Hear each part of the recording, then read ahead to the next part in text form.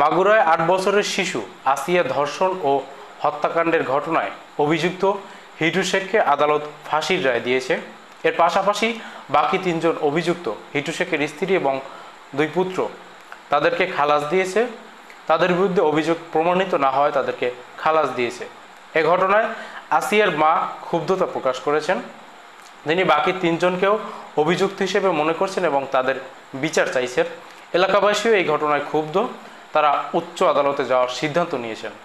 তবে সারা দেশব্যাপী আসিয়ার হত্যা এবং ধর্ষণের ঘটনায় যে আন্দোলন হয়েছে, সে আন্দোলনের ফসল হিসেবে হিটু শেখকে অতি দ্রুত বিচার কার্যের আওতায় আনাটা সারা দেশের মানুষের জন্য একটা স্বস্তির বিষয়। সারা দেশের মানুষ স্বস্তি প্রকাশ করেছে এবং এই ঘটনার পরেই আইন উপদেষ্টা 7 দিনের মধ্যে বিচার কার্য শুরু করা এবং 90 দিনের মধ্যে বিচার কার্য সম্পন্ন করার যে ঘোষণা দিয়েছিলেন সেটা তারা বাস্তবায়ন করেছেন। 7 দিনের মধ্যেই বিচার কার্য শুরু করেছেন এবং 90 দিনের আগেই তার এই প্রাথমিক রায় এসেছে। এজন্য সারা দেশের মানুষ স্বস্তি প্রকাশ করেছে। হিটু শেখের ফাঁসির রায় কার্যকর হওয়াতে আরও কিছু প্রসেস রয়েছে। উচ্চ আদালতে তারাও আপিল করবেন, সেই আপিলের রায় আসতে সময় লাগবে, কিন্তু আইন উপদেষ্টার যে ঘোষণা 90 দিনের মধ্যে বিচার, সেটা কিন্তু আমরা দেখতে পেয়েছি। এখন সারা দেশের মানুষ এই ঘটনায় যে সন্তুষ্টি প্রকাশ করছে, সেই সন্তুষ্টি আমিও প্রকাশ করছি। সেই সন্তুষ্টি প্রকাশ করেই আমাদের বিচার প্রক্রিয়া নিয়ে কিছু প্রশ্ন তোলা দরকার। আসিয়া যেদিন ধর্ষণ হয়েছে 5ই মার্চ, ঠিক একই দিনে বরগুনায় 7ম শ্রেণীতে পড়ুয়া 14 বছর বয়সী একজন হিন্দু মেয়ে ধর্ষিত হয়েছে। এই ঘটনায় তার বাবা মামলা করেছিল। আসিয়া যেদিন মৃত্যুবরণ করেছেন ঠিক একই দিনে সেই হিন্দু মেয়ের বাবাকে পিটিয়ে হত্যা করা হয়েছে।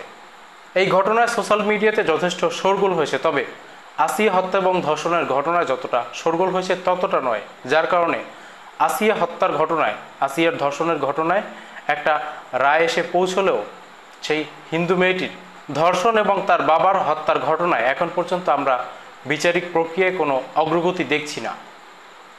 এই একই মাসে, মার্চ মাসের 19শে মার্চ, জুলাই শহীদ জসিমের মেয়ে, পটুয়াখালীর জুলাই শহীদ জসিমের মেয়েকে সংঘবদ্ধভাবে ধর্ষণ করা হয়েছে। সে ঘটনা মোটামুটি সোশ্যাল মিডিয়াতে তোলপাড় হয়েছিল, কিন্তু আসিয়ার ঘটনার কাছাকাছিও যায়নি বিদায় সেই ঘটনায় আমরা বিচার প্রক্রিয়া কতটা ত্বরান্বিত হচ্ছে সেটা এখনও জানতে পারিনি।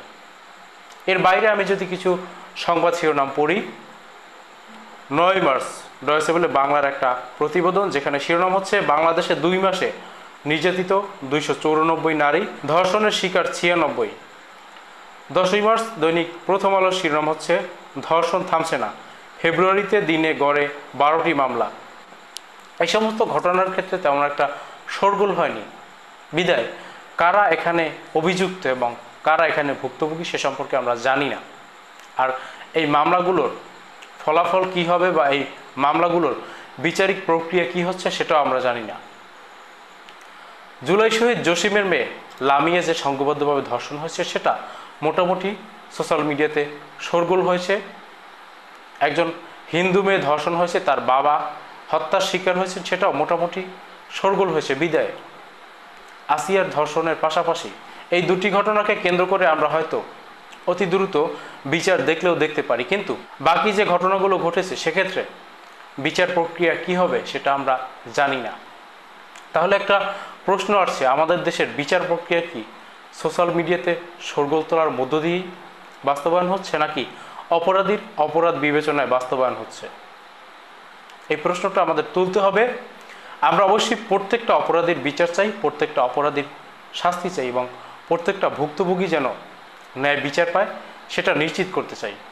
সোশ্যাল মিডিয়াতে শোরগোল হলে, সোশ্যাল মিডিয়াতে সরব হলে, রাজপথে আন্দোলন করলে যদি একমাত্র কোনো ঘটনার বিচার হয় তাহলে সেটা ন্যায্যতা নয়। আরেকটা বিষয় যোগ করে রাখি, বিগত দিনে শেখ হাসিনার শাসনামলেও বারংবার বলেছি, বারংবার আহ্বান জানিয়েছি যে কোনো ঘটনাকে কেন্দ্র করে যখন সোশ্যাল মিডিয়াতে আলোচনা শুরু হবে আমরা যেন সেখানে শোরগোল তুলি।